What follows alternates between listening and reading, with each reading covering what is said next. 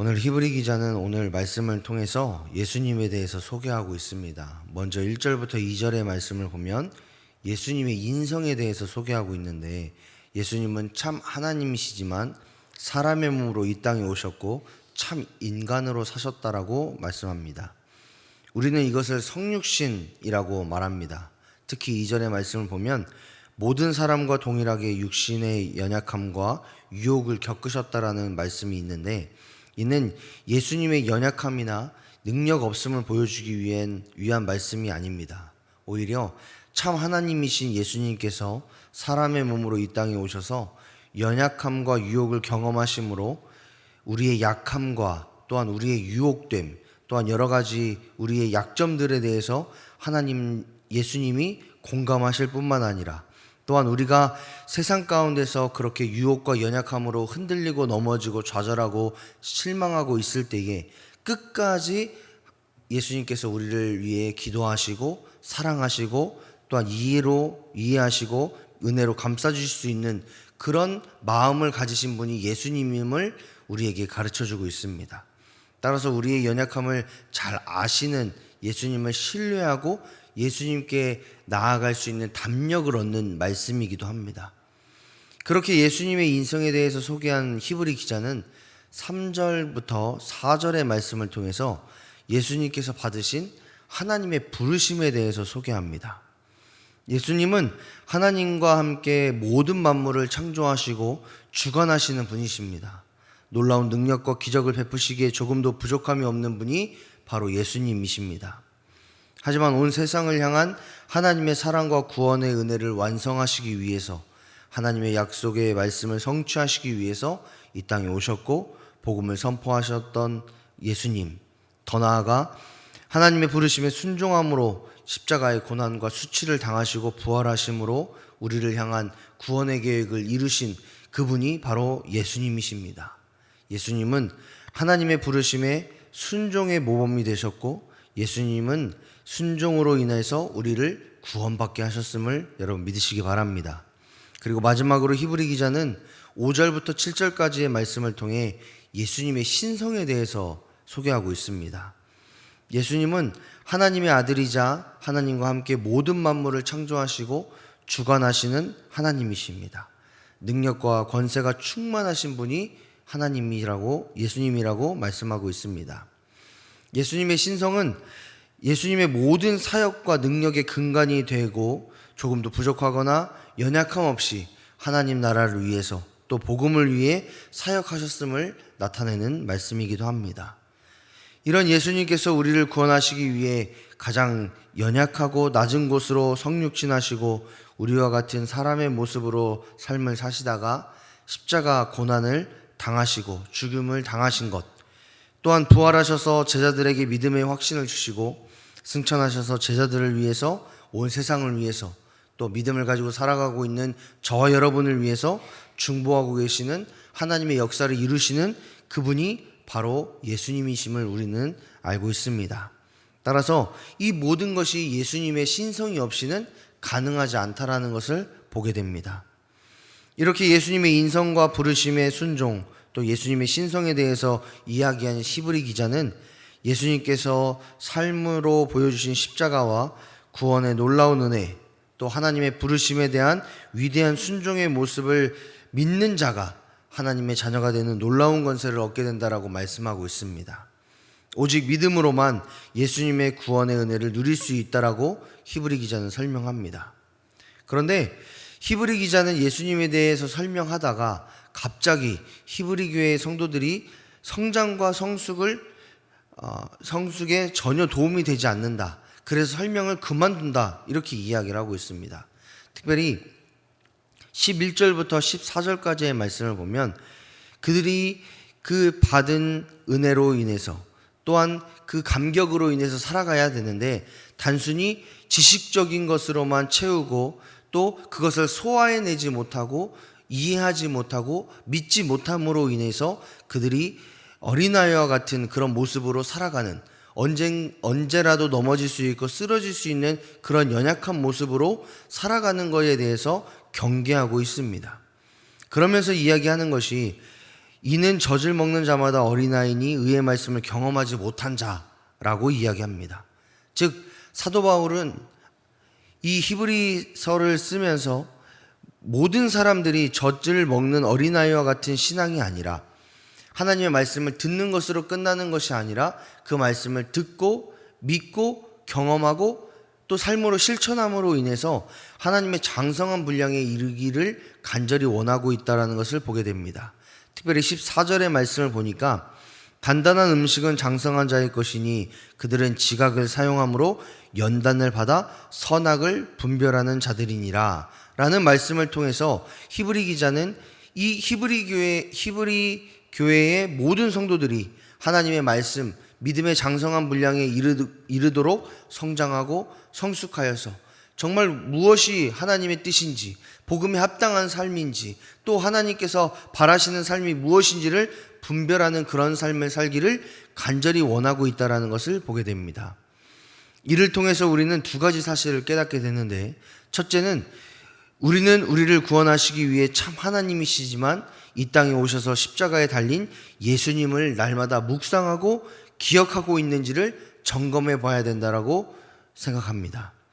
많은 기독교인들은 나를 위해 십자가에 달려 돌아가신 예수님의 구원의 그 은혜를 감격하고 감사하면서 그 감사와 감격의 그 순간적인 경험만 생각하고 그 순간적인 경험을 하고 나서 그 이후의 삶에는 예수님의 구원의 은혜를 잊어버리고 살 때가 많이 있습니다.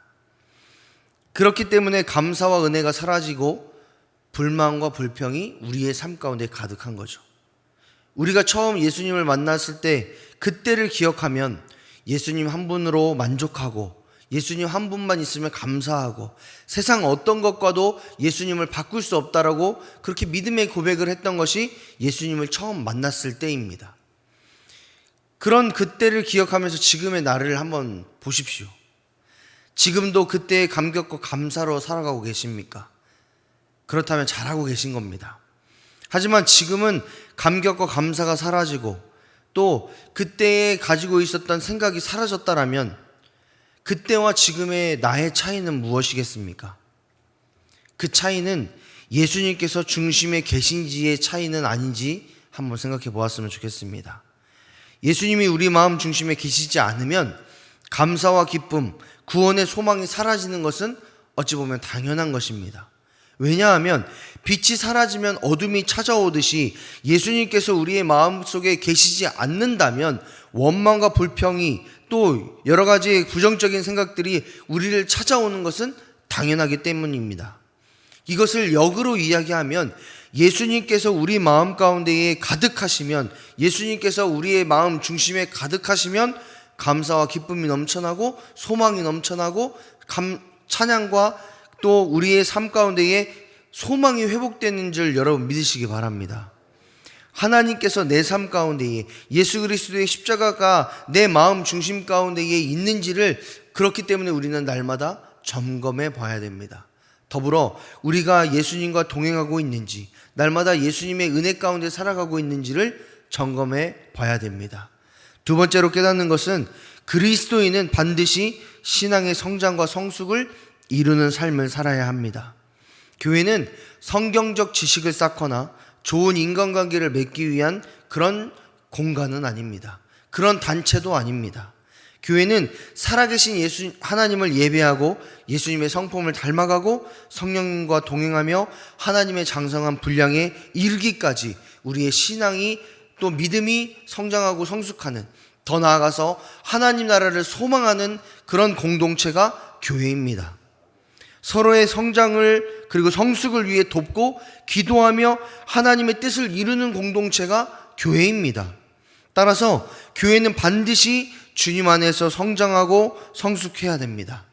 만약 이 성장과 성숙이 멈췄다라면, 오히려 더 퇴보하고 있다라면 저는 교회는 존재의 이유를 잃어버린 것이라고 생각합니다. 따라서 우리 한우리교회는 날마다 성장하고 성숙하는 교회가 되기 위해서 날마다 고민하고 기도하는 믿음의 공동체가 되어야 될 줄 믿습니다. 또한 우리의 삶을, 우리의 인생이, 또한 우리의 가정이 이 교회 안에서 정말 성장하고 성숙하여서 많은 믿음의 사람들에게, 또 믿지 않는 사람들에게 모범이 되어야 될 줄 믿습니다. 그 모범이 되기를 위해서, 그 모범의 신뢰를 살아가기 위해 우리에게 이렇게 사는 것이 그 믿음의 본이 된다라고 보여주신 분이 바로 예수님이십니다. 따라서 우리는 예수님 그 중심을 따라, 예수님 뜻을 따라, 예수님의 방법대로 살아가야 됩니다. 예수님은 자신의 뜻과 생각을 내려놓고 하나님의 말씀에 전적으로 순종하는 삶의 모범을 보이셨습니다. 우리 역시 내 생각과 내 자아가 있지만 그럼에도 불구하고 그것을 내려놓고 겸손하고 낮은 자로서 말씀에 순종하는 삶을 살아야 될 줄 믿습니다. 예수님은 십자가의 고난과 수치를 참으심으로 영혼 구원을 위해서 헌신하셨던 것처럼 우리 역시 하나님의 영광을 위해 잠깐의 수치를 당할지라도 자존심 내려놓고 한 영혼을 향한 하나님의 마음을 품고 그들을 위해서 기도하고 전도하고 이해하고 배려해야 합니다. 또한 예수님은 가난하고 어려운 지체들을 사랑으로 품고 은혜를 베푸셨듯이 우리 역시도 내 주변에 있는 연약한 지체들을 향해서 하나님의 사랑으로 다가가고 품고 은혜를 베푸는 그런 성숙한 사랑을 보여줘야 될 줄 믿습니다. 하나님께 사랑하시는 우리 하늘교회 모든 성도님들, 저와 여러분의 모든 삶 가운데에 우리는 하나님의 장성한 분량에 이르도록 주 안에서 거룩한 성장과 성숙을 경험해야 될 줄 믿습니다. 그렇게 우리가 믿음으로 나아갈 때, 더 나아가 하나님의 은혜를 삶 가운데 나눌 때에 나만 구원받는 것에서 끝나는 것이 아니라 내 주변 사람들이 예수님을 믿고 또 예수님을 경험하고 더 나아가 예수님 안에 하나됨으로 인해서 우리 하늘의교회가, 더 나아가 이 나라 이 땅이, 여러분의 가정이, 여러분의 직장이 예수님의 십자가 복음이 전파되는 그런 믿음의 현장이 될 줄 믿습니다.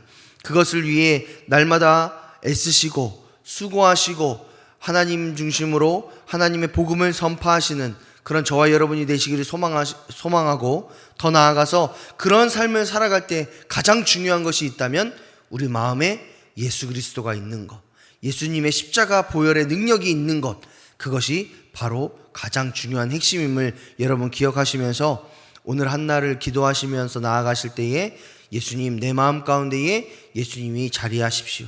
예수님의 십자가가 내 마음 가운데 있기를 소망합니다. 그리고 십자가의 능력이 내 삶 가운데 나타나기를 소망합니다. 라고 기도하시는 저와 여러분이 되시기를 주님의 이름으로 축복합니다.